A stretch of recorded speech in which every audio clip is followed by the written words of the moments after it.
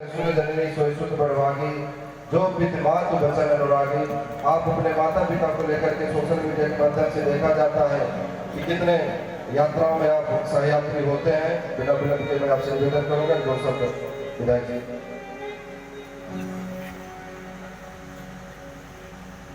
जय जय श्री राम। ये हमारे लिए भी परम सौभाग्य की बात है कि 48 वर्ष से अनवरत आयोजित राम कथा में हमें भी कई वर्ष आने का अवसर प्राप्त हुआ और मर्यादा पुरुषोत्तम भगवान श्री राम जी का आशीर्वाद प्राप्त करने एवं व्यासपीठ पर विद्यमान हमारे जो लगातार 5 दिन से लगातार जो 5 दिवसीय कथा है श्री राम कथा चतुर्थ दिवस है। पांडे जी के श्रीमुख द्वारा यह कथा का श्रवण इस भीषण ठंडी में समस्त क्षेत्रवासी जो कर रहे हैं, वाकई में उनसे भी कहा जाता है कि भगवान बिना तप के, बिना तपस्या के, बिना कष्ट के न्याय मिलते हैं। और हम तो कहा भाई कि लोग कहते हैं कि भाई बहुत अभी लवकोशी ने कहा है कि ठंडी में आप लोग जो है बहुत कष्ट झेल रहे हैं, तो आप लोग कष्ट नहीं झेल रहे हैं। ये भगवान के ज्यादा खुश करे के सबसे आसान तरीके हुआ, सबसे आसान तरीका क्या? जब आप भगवान के लिए कष्ट झेलते हैं तो भगवान बड़े आसानी से सुलभ हो जाते हैं।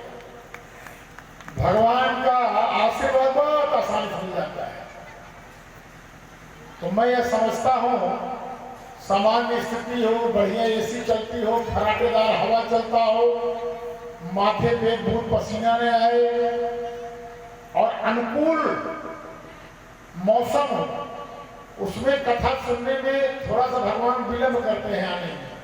कहते हैं आधे दिन नींद में आई थे, सो गया था, जबकि आई है। हमें इतनी ठंडी लागत गुजरातों हैं, राम के नामों लेते हैं। और एक चीज आपने अनुभव किया होगा, जितने ज्यादा ठंडी लागत हो तो कुल काम छोड़ तुरंत राम राम राम राम राम राम जब लागत हो। और ठंडी जैसे ज्यादा लगी, जैसे आपने राम का जब तेज किया कथा में और मन लगाया, तो आपने अनुभव किया होगा ठंडी अपने आप भग गई। ये राम की महिमा इतनी बड़ी है कि उनका नाम जपने से ही मोक्ष मिल जाता है।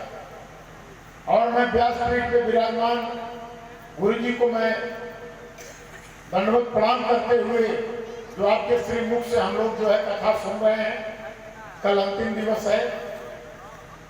ये वाकई में बजरंग बली का प्रांगण भी है और बजरंग बली का प्रांगण, और जो रोगी होते हैं उनको यहाँ निरोगी का भी सुविधा बगल में है, यहाँ पर है। यानी अब भाई की हम बीमारी हुई है, सर दर्द करने लगा तो हम भगवान को मना लगे थे, भगवान हमारा रोग दुख दूर करा। यानी ईश्वर देखिए, भगवान भी इधर बाएं साइड भगवान बैठे हैं, अब दाहिने में रोग निवारण भी है। मैंने कोई अगर दिक्कत होगी उसके लिए यहाँ सुलभ व्यवस्था भी है। और भगवान राम की ही कृपा से एक खंडहर वाला अस्पताल हो गया था, बुरी तरीके बहुत खराब अस्पताल हो गया था। डॉक्टर लोग यहाँ बैठने में डरते थे कब बिल्डिंग गिर जाए, कोई भरोसा ही नहीं। यहाँ 2 अस्पताल था, एक हम लोग का अस्पताल और एक पशु लोगों का अस्पताल। अब दोनों अस्पताल में डॉक्टर बैठने में डरते थे। लेकिन आज जब राम वालों की सरकार आई, जब मोदी और योगी की सरकार आई, आज मानव वाला भी अस्पताल नया बन के बढ़िया बिल्डिंग चमचम दाहिने साइड में दिखाई पड़ रही है।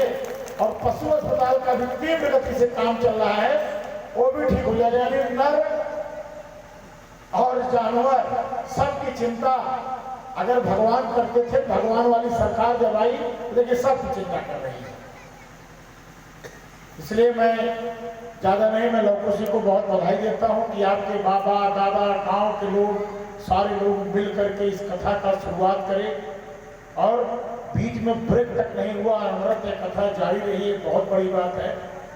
और निरंतर आपने जो है इस कथा को और आगे बढ़ाया। पिछली बार मैं आया था तो मेरे मन में इच्छा जागी कि कुछ यहाँ के लिए किया जाए। लवकुश जी ने सारा आरोप अपने ऊपर ले लिया, हमको कुछ छोड़ा ही नहीं, हमको बचाया है इन्होंने। लेकिन इनकी गलती नहीं, उसमें हमारी भी गलती होगी कुछ न कुछ। अब हम चाहते तो ट्रस्ट जल्दी बन जाता, अगर हम चाहते तो जल्दी ट्रस्ट का रजिस्ट्रेशन होकर हमारे पास आ गया होता और सहभागिता योजना में अब तक पैसा भी जारी हो गया होता। मेरी भी लापरवाही, कुल दोष लवकुश का ही नहीं है, हम दोनों का आधार है। दूसरे भैया आधा आधा बांट देते हैं, इसलिए लवकुश जी को भाई मैं आभार प्रकट करता हूँ कि आप पूरा दोष अपने ऊपर लिए, लेकिन मेरी भी दोष है।